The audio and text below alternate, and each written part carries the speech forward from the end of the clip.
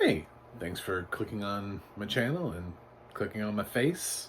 It's usually what happens because I don't have one of those fancy logos. You're literally just clicking on my face. I'm John Stark from BackTheMovieGuy.com, and this is my review of The Invitation, um, the 2022 release. Uh, it's weird that I have to say that, but I understand this is a really generic title. And yes, this is not the first invitation I've seen. So I do actually have to stipulate the 2022 The Invitation. Um, it is also, I would say The Invitation I liked better. I just thought it was more inventive and creative, but we're here. Um, I'm a blind film critic, so I watch films with audio description, and this has audio description on Netflix. That's how I watched it. Interestingly enough, I'm glad it does, because I was kind of stealthily watching this film. I didn't know if it was going to go anywhere or go to, and then I noticed Netflix had it on their list of things coming in December, because iTunes does not offer audio description track with this release. So, yeah, it's one of those weird times where Apple let me down. Uh, Actually, they also let me down with Crimes of the Future, which I found out has audio description. Heard it straight from the horse's mouth of the guy that narrated Crimes of the Future. But both iTunes and Hulu both have refused to host the audio description, so God knows. Anyway, that's why that film is at the bottom of my list of the year. Um, so this is an interesting film. This is a film that I've seen wild opinions about online. I've seen people who hated this. I've seen people who were like, "Oh well, the end's good. It's really slow." I just lots of opinions. Everybody has like lots of opinions about this film.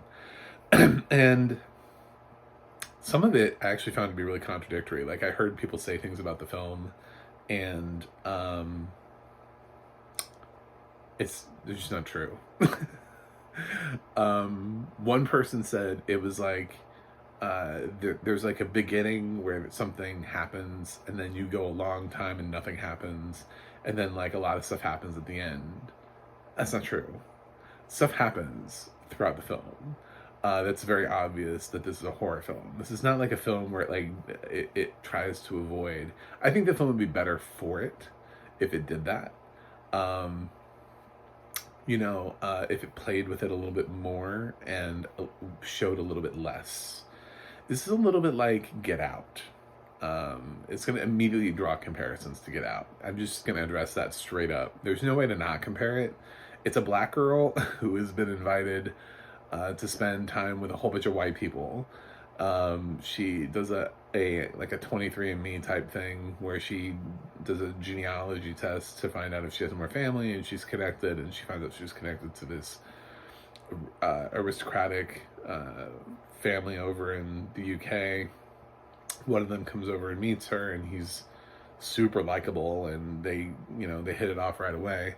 But of course, Natalie Emmanuel has the best friend who is just like the best friend in Get Out, who is reminding her, of all the terrible things that could happen to her. Like they probably just want your kidneys, stuff like that. So there are a lot of parallels to draw here from Get Out. And she does check on the well-being of her friend throughout the course of the film. She doesn't go to the extent of Get Out. Like, I really kind of wanted her to like swing it at the last moment and show up and fly across and be like, "I flew here because you didn't answer your phone." I thought that would be great, but expensive and unrealistic. So on the other hand, I'm sure somebody would have pointed that out. Like, be like, "You flew from America because your friend wasn't answering her phone?" That's a bit much. I mean, the other guy just drove. He just drove a little bit. But you flew. No, that's why they didn't do it. It would have made the movie really entertaining, but it doesn't make any sense. So, yeah, so she's Natalie Emanuel takes this guy up on his offer to go attend this like wedding and meet the rest of her family, and obviously some people who are just not part of the family, are just like family friends. And she ends up, I mean, they're very wealthy, and it's this big fancy place, and she meets this guy who is really suave and comes across really nice, and all this is happening, and some people have attitudes, and she either equates it to the fact that they're rich and snobby and they look down on people in general, or they look down on her because she's black. She just equates, it depends on her interaction, um, because everybody seems to have a different reaction to her. Some people are nicer than others. There are these two girls, Lucy and I don't know, the bitchier one. And Lucy is nicer to her, uh, even though she doesn't quite understand because she's out of touch. The other one is pretty obviously just cold. Um, so, and she's just out there navigating her life. She stands up for like a maid who she accidentally bumps into and causes a little bit of a spillage, and she's helping the woman clean it up, and the guy that manages the house comes over and he's all like yelling, and she's just like, excuse me, like, who the fuck are you, and he's like, who the fuck are you? And they get into it, and then the other guy has to come in and be like, oh, she's the guest, if you could stop yelling at her. I know it just kind of, there are times where you're like, with this film, but yeah, a lot of it is like, there's a film that could be. There's a film that is in there that might have been. The weird thing is that, like, there's an unrated version of this out there, and I'm like, why? What possibly more could they have done? What did they leave on the cutting room floor? This has to already be R. I mean, there's too many people who die. If this is not rated R, I'm shocked. I mean, the stuff that happens in the film would just surprise me that this is not R rated. There's just gore in this film. So very weird if this is for some reason not R. So you took an R film and you made it unrated and added what? More gore? Okay.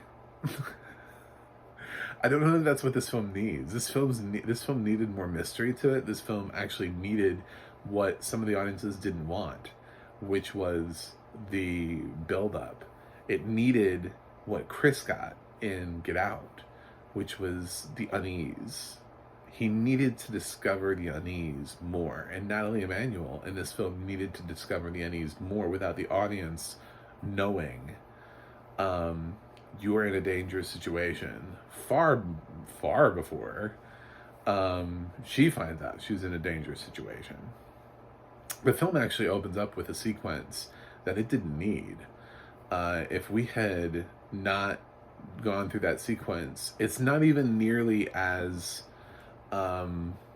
it's not nearly as vague as Lakeith Stanfield's sequence in Get Out, where he's just kind of walking, and then this dude in this costume just kind of like attacks him. I mean, that doesn't make sense. This kind of straight up tells you exactly what's going on. Like, you know what type of film this is. You know what's ahead. And then we cut back and we try to show you this like normal girl doing her thing, and she's just like, I want to know about my family. And she just puts it out there, and she's connected, and she meets this guy, and he's really nice. But like, all of it is just leading to this thing. That's this nefarious thing that you just saw in that took up the first like 5 minutes of the film. So I think it literally shows you its hands. It's so confident. Do you know what I'm saying? It's like playing poker with somebody who has not, a royal flush, but they have something good, that they think is solid.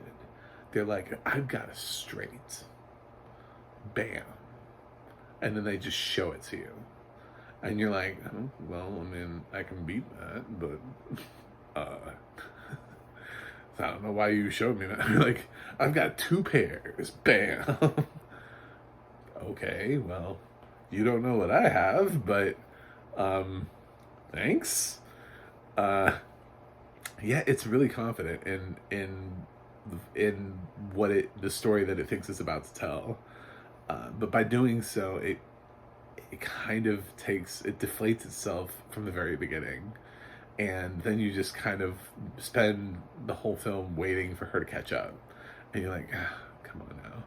And then the film doesn't even, it takes the mystery out of it by having random people be attacked throughout the film before Natalie Emanuel's character could ever before she ever still comes around to it. Like, there's a whole scene where, like, a whole bunch of the servants just get attacked, and it's just, okay, I mean, like, fine, whatever, but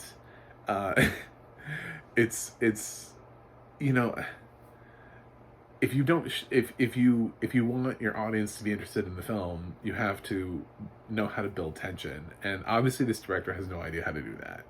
This director has no idea how to do that, and that's why people are divisive on this film, is because they back off of it and they go, well, like, it's boring and it has this, and it kind of can be, because it's like, if it's willing to tease you the violence, but then it's also trying to tell you this, like, straight up, I don't know, like, weird period romance thing that's being swept off your feet by some rich wealthy duke guy, lord of the manor.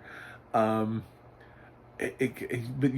all of that is bullshit. That's the problem, is that none of it works, because the whole other thing is happening, and you've seen these other creatures, and you're just like, this is not happening in his house. I mean, there's no way he doesn't know this is happening. This is not going to end well. So you just keep waiting for her to catch up. And then when she catches up, she's still not, like, fully caught up. Like, she just kind of, like, thinks that she had, like, a fever dream, which is really even more annoying, because she doesn't even have self-preservation, despite being, like, 100% positive of what she saw. So, yeah, and the film kind of, it escalates. Yeah, it does. It gets a little bit crazier towards the end. There's, like, a whole backstory and a ritual, and just, I don't know. This film could have been so much better. Its problem is with the writing and the structure, and the fact that the director didn't know that the problem was with the writing and the structure, and just put it out there and was like, yeah, this is the best I've got, world. And it's from a female director, and it's just, come on now, stand proud, stand tall, give us something. Your film is not that original. Your film is not that amazing. You have to find a way to tell the story differently, and put it out there for people to latch onto it.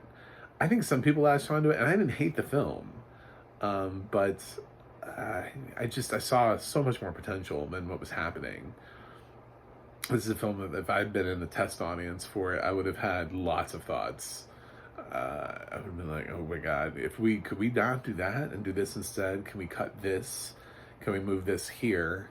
Can you add a scene here? Can you just reshoot here? Like, there's so many ways to make this a more cohesive, better film that has a build of intensity than just having a lead that wanders around where you just keep waiting for her to catch up. That's not really a lot of fun either. So, the film has excellent audio description, because, yeah, it has many attempted jump scares. None of them were scary. Most of them just involve people being pulled into darkness. It doesn't even a lot of times the jump scares aren't even gory. They're not even like instead of instead of the thing popping out at you, it sucks you back into the darkness.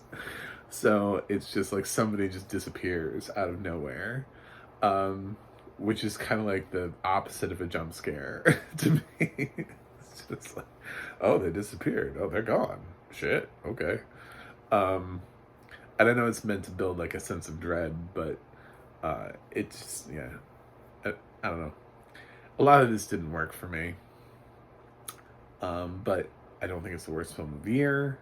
I think I've seen worse horror films this year. I think there's some promising stuff here. Natalie Emmanuel is, uh, she's charming, and I hope this doesn't kill her career. I would love to see her continue to be offered things because I think she's a great protagonist. She's a great female lead. She just needed a better film. She's needed a better film. So, that's all there is to it. Uh, I'm gonna give The Invitation a C. Um, I'll let you decide. I don't think it's as bad as some people have thought it was. I don't know why it was the box office killer for the end of the summer. Probably because it's really hard to market because you don't really know what to do with it. But at the same time, the film is really obvious. I don't know these people who think that like that the film just disappeared its plot. It doesn't. It doesn't disappear the plot at all. It's very obvious that there are creatures in this house from the beginning, shortly after her arrival. Like there's it's not like you wait an hour into the film and then suddenly some shit happens. That's not what this film is. So, but I saw a lot of people act like that was what it was, and I'm wondering if a lot of people just reviewed this film without actually seeing it.